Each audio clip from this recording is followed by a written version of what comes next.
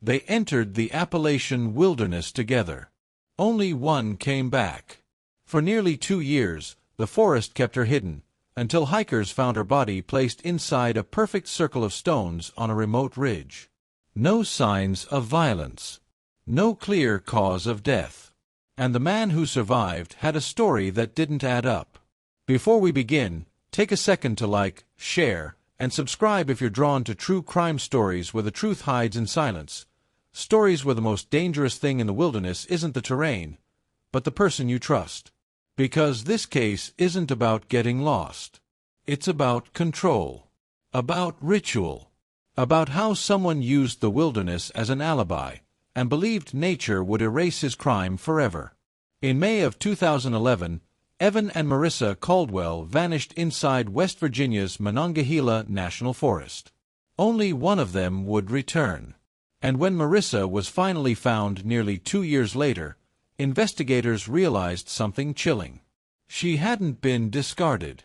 She had been placed. Evan Caldwell was the kind of man who never improvised. At least, not in ways that mattered. He planned, measured, controlled. Every detail of his life was logged somewhere. Notebooks, laminated maps, GPS backups. Even his meals were scheduled during training hikes. Marissa knew this when she married him. She was 34, a former art education major who'd traded classrooms for freelance illustration. Nature, to her, was inspiration, not conquest. She liked trails with overlooks, streams that reflected sky, mornings that didn't involve calculating survival odds. But Evan had a way of making certainty feel safe. Friends noticed it early. Evan always chose the route. Chose when to stop. Chose when it was time to push forward. Marissa rarely disagreed, not because she lacked opinions, but because Evan treated hesitation as weakness. When he proposed the Dolly Sod's Backcountry loop, she hesitated. The terrain was notorious. Sudden weather shifts. Deep peat bogs. Magnetic interference that scrambled compasses.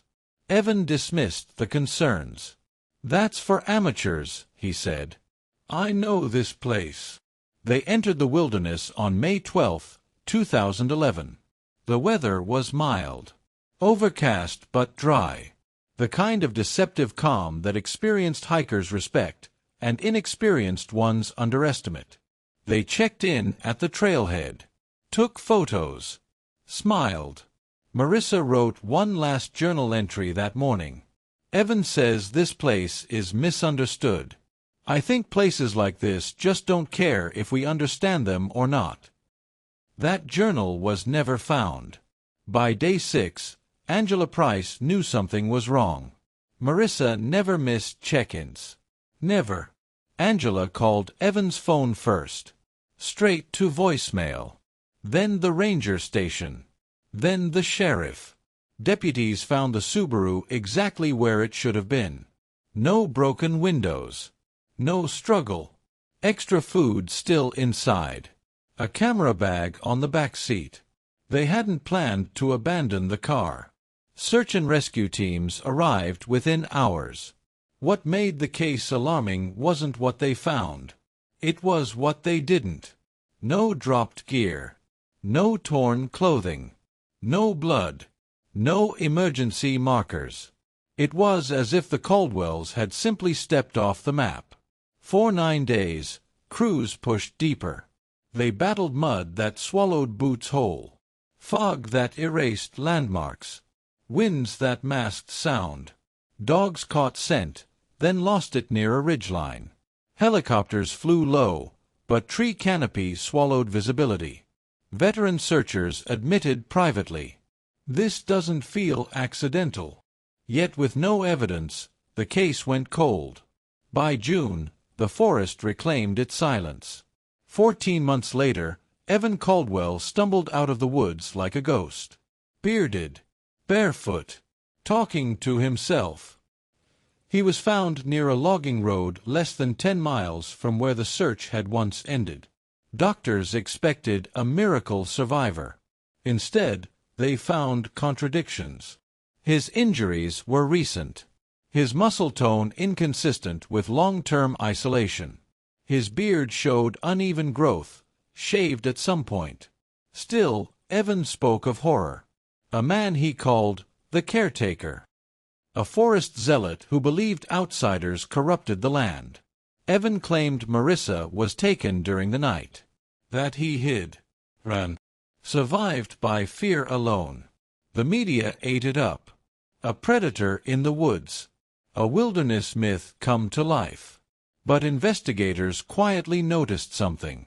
No one else had ever seen this man. In August 2013, a trail surveyor named Luke Merriman noticed stone placement that defied erosion logic. A circle, too perfect. Inside it, canvas. Luke radioed for help. What responders found changed everything. Marissa Caldwell lay preserved by altitude and wind. Her body wrapped with care. Bound with knots that weren't restraints, but presentation. The autopsy offered no simple answers. No trauma. No poison. No obvious cause. But the rope told a story. Expert testimony revealed the knots were non-standard instructional hybrids, techniques Evan taught in his advanced survival workshops. The circle itself measured exactly 9 feet in diameter. Not symbolic. Practical. Large enough to work inside. Detective Laura Hensley rebuilt the timeline.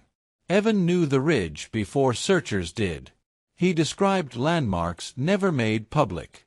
He corrected investigators on terrain details he shouldn't have remembered. Then came the cabin. Under Evan's remote training cabin floor, they found a modified climbing tools, a rope cut to measured lengths, a polished stones, identical to those on Raven Ridge, a drafting tube. Inside, a map. Hand-drawn. Precise. The circle was labeled. Dated before the hike. Evan didn't deny the evidence. He reframed it. She had to be returned correctly. He described Marissa not as a victim, but as an offering. Prosecutors couldn't prove how Marissa died. But they proved planning, deception, a ritualized body placement, a obstruction. Evan Caldwell was convicted. 27 years. No parole until his 60s. Marissa Caldwell trusted the man beside her. The forest didn't betray her. He did. If this story stayed with you, if it made you question how well we ever truly know the people we follow, then like, share, and subscribe.